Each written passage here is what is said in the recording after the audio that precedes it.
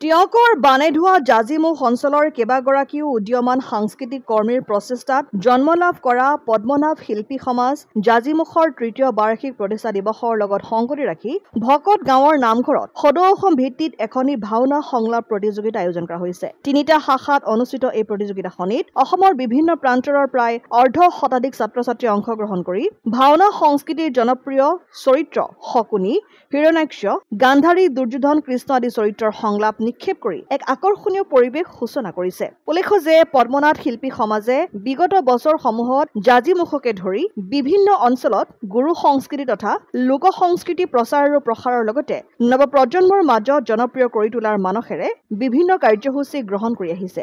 আৰু সেই কাৰ্যসূচীৰ অংশস্বৰূপে এইদৰে ভাওনাৰ সংলাপ প্ৰতিযোগিতা অনুষ্ঠিত কৰি গুৰু সংস্কৃতিৰ প্ৰতি নৱপ্ৰজন্মক আকৰ্ষণ কৰিবলৈ চেষ্টা কৰিছে বুলি মত প্ৰকাশ কৰিছে। ইফালে দিনজোৰাকৈ অনুষ্ঠিত প্ৰতিযোগিতাৰ পাছতে নিশালৈ অঞ্চলৰ কণ কণ শিশুসকলৰ দ্বাৰা ৰুক্মিণী হৰণ ভাওনা ভাগ পৰিৱেশনৰ ব্যৱস্থা কৰিছে। পদ্মনাভ শিল্পী সমাজ জাজিমুখৰ তৰফৰ পৰা সমূহ অসমবাসী ৰাইজলৈ মান্য অনুসাৰে সশ্ৰদ্ধ প্ৰণিপাত নিবেদন কৰিছোঁ।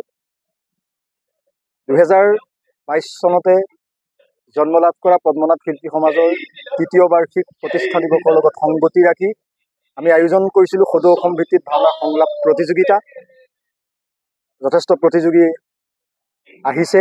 তেখেতসকলৰ উৎসাহ দেখি পদ্মনাভ শিল্পী সমাজ সঁচাকৈ আনন্দিত হৈছোঁ আৰু সমূহ ৰাইজৰ সহযোগিতা সঁচাকৈ আমি চিৰস্মৰণীয় বুলি ভাবিছোঁ।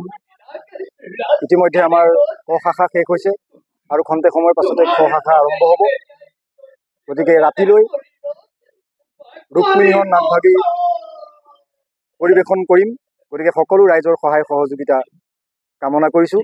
আমাৰ উদ্দেশ্য পদ্মনাভ শিল্পী সমাজৰ নতুন প্ৰজন্মৰ দ্বাৰা সমাজখন সৰ্বাংগ সুন্দৰ কৰা। আমাৰ উদ্দেশ্য ইজনে সিজনক সহায় কৰা।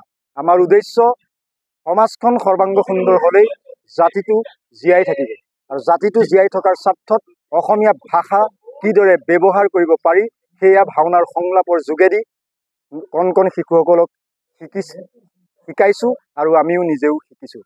অসম আদিত্য টিয়ক।